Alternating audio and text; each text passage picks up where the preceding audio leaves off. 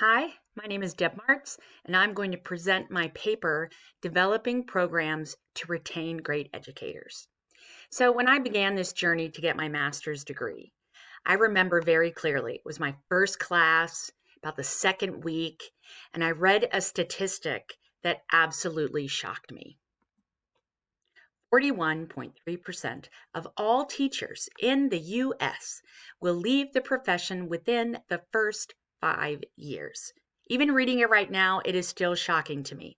And I tried to rationalize it because the article came out in 2013.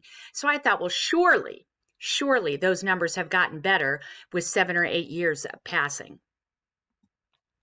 I was wrong. The teacher shortage is reaching crisis levels as the number leaving after just a year in the classroom has hit an all-time high. And note, this is 2019, and this article came out before the pandemic hit. More teachers are dropping out after their first year than at any other time in the last 20 years. And 1 in 3 leave after 5 years. A staggering 55% of educators are thinking about leaving the profession earlier than they thought have. That's over half of the teachers currently teaching are thinking about leaving the profession. Now, why does this matter? Why does keeping teachers in place matter? There's an article by Garcia and Weiss that put it this way. Lack of sufficient qualified teachers and the staff instability that accompanies turnover threatens students' ability to learn and reduce teachers' effectiveness. Teachers and students create a relationship with each other. There's a type of trust that needs to be built in order to really be effective. If a teacher is leaving and going from building to building or district to district, that relationship never gets developed. Guys, our kids are smart. Why on earth would they get close to someone or want to trust someone that they think is going to be gone in 1 to 2 years? The second part of this, quote, high teacher turnover consumes economic resources that could be better deployed elsewhere. It costs a lot to retrain teachers. You have to spend time and money to find them, to interview them.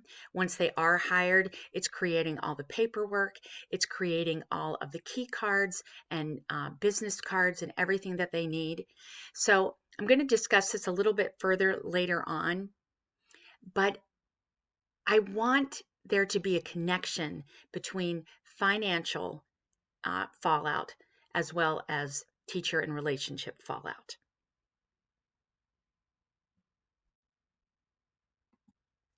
Research has determined that there are 4 common reasons why teachers leave: lack of support, burnout, feeling undervalued, and salary. Lack of support is really like in 2 areas. It's lack of administrative support and lack of coworker and colleague support. New teachers report feeling isolated and overwhelmed. They don't want to ask for help because they don't want to be looked upon as incompetent. Also, they don't see their peers asking for help because they don't have a lot of peer contact. Burnout. So when you're new and somebody comes knocking on your door and asks you to do something, you're going to say yes. Saying no is a learned activity.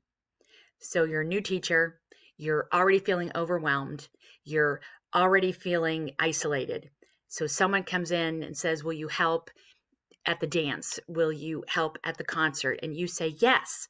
So now you've just added more work to your plate that's already full, right?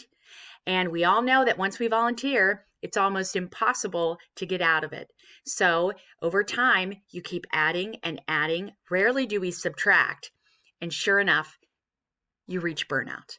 And when we burn out, we leave. Feeling undervalued. This one was interesting because it really affects teachers no matter how long they've been teaching. They feel that people that are making the decisions for them and their classroom are not in the trenches anymore. They're not into that day-to-day feel of being in a classroom. So when a teacher tries to express that and tries to suggest and are ignored, that's where the undervalue becomes. They feel like they're unimportant. And as that goes on, pretty soon you don't care about the school district. You don't care about your school because you feel they don't care about you. And lastly, salary. It makes me very sad that so many of my teacher friends have to take a second job to make ends meet. This is an area that we've been lacking for so long. We have got to get it right. We have got to get to a place where we are paying our people appropriately for the work that they are doing. Now, to combat a lot of these reasons, most schools will require mentoring. And a mentor is a trusted counselor or guide. When I began researching programs, and there are programs out there that have been successful, I asked, well, why aren't we utilizing them? Why aren't schools implementing mentor programs? They are. Most school districts have a mentoring program that is in place. Yet, teachers still keep leaving. Why? Why is that happening? We have the programs, there's some disconnect somewhere. One possible answer, most mentors are current teachers. They already have a full class load. And so now we ask them, you got to do all your stuff. Now we're going to have you take on a new person. You're going to have to help her or him with all of their stuff. Mentors are unable to meet expectations, and new hires are left to fend for themselves. Now, I want to be clear. It is not the fault of the mentor. I am not blaming the mentor. Our systems are broken. So what I'm proposing is building off of current mentoring programs that are out there and adding on. So where I would like to add and where I feel my program is different has to do with university partnerships, redefining them, and giving a new definition to pre-service, using retired school teachers as mentors, and social emotional learning. So we're going to begin with university partnerships. Now, a lot of schools already do this. Robert Morris has several partnerships with some school districts in the area. I want to define that a little bit differently. So right now, pre-service is any time between the candidate graduates college and is hired. That's pre-service right now. I want to have pre-service include any time before they are hired, all the way back to K through 12. Why do I want to do that? Because I feel like we're missing an opportunity. I read a statistic. There was a 28% decline in the number of students completing teacher preparation programs. A 28% decline. This means that our students are going to college. They're in their fourth year of an education degree. They go to student teach and they realize, this is not for me. So 4 years they've invested, and now they're going to have to invest more time because they're going to have to adjust. Some of the credits will, transfer over, but a lot won't. So hopefully to help kind of diffuse that is, if we recognize that student that comes to us in second grade and says, I want to be a teacher, and we start thinking of them like we do when somebody's gifted in math or science, we take them and we begin to be intentionally sharing with them what it's like to be a teacher with age-appropriate activities. I'm hoping that once they really get a taste of what being a teacher is really like, then maybe that percentage goes even lower and maybe not at all. They get that taste of what it's like to be a teacher before they've invested all of that time. I want to give access to the universities in this partnership earlier. Usually they're just for the high school level. Let's open it up.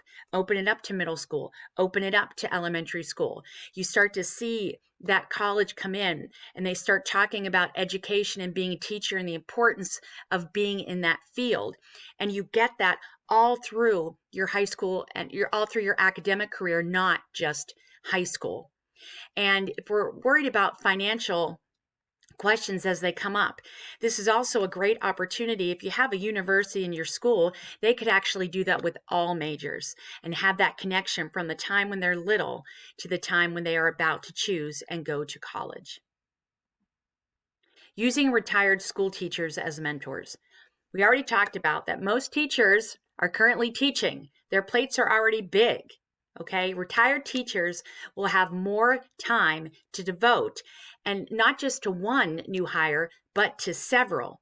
They have the experience that we're looking for, experience in the district, experience in the building, and experience in the community. And that's very important. You cannot take, for example, in our area, I couldn't take a teacher from West Allegheny and put them into a Moon school district. They're totally different.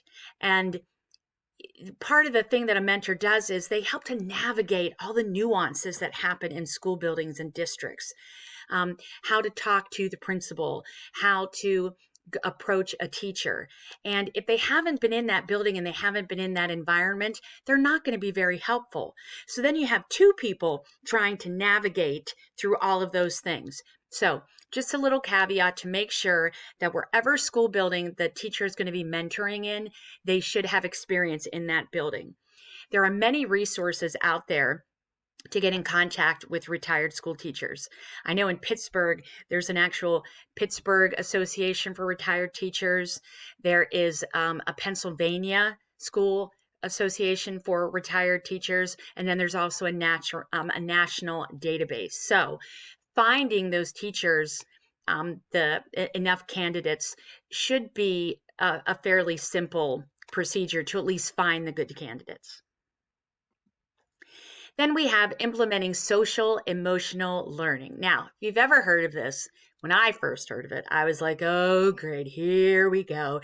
It's going to be, oh, are you okay? Is everything all right with you? Oh, you don't have to do your work. Well, I'm very happy to say that it's not even close to that. SEL is a methodology that helps students and adults of all ages to better comprehend their emotions, to feel those emotions fully, and to demonstrate empathy for others. That's the key. I've said throughout my master's career that our country is going down a very dark path. We don't listen to each other. We don't give anyone a chance to share their opinion. If it's different from ours, we shut them down. We're angry. We yell. We have forgotten how to compromise. We have forgotten how to agree to disagree. And if we don't get those qualities back, we are going to be in big trouble. SEL helps us to find those places where we can connect, find those places where we are similar, to be respectful, to be kind, and listen to each other. It helps to establish and maintain supportive relationships and make responsible and caring decisions. No longer are we flying off the handle or making knee-jerk reactions. We're learning how to take our time, take a breath, listen, reflect. How are we really feeling? What's really going on? It can help empower students and adults to co-create thriving schools and communities. So remember those four most common reasons: lack of support, burnout, feeling undervalued, salary. SEL hits those top three. So you're no longer doing everything by yourself. SEL wants the school, parents, and the community all working together as one unit. You're not going to be burned out because you're going to have a whole different pool to pull people in, to ask for help, to volunteer, to get involved. You're not going to feel undervalued because your voice is going to be heard. It's those three sections, and students included, that are going to work together to come up with a program that best suits the needs of your community. I said earlier I would talk about this. I'm going to talk about it now. High teacher turnover consumes economic resources that would better be deployed elsewhere. Okay, this is where salaries be used. Instead of having to constantly redo and redo and redo, we can just get right in there and put the money where it needs to go. I've always believed in the old adage, it takes a village to raise a child. SEL does that. It's community, it's parents, and school all working together. Together, we can fix this. Thank you.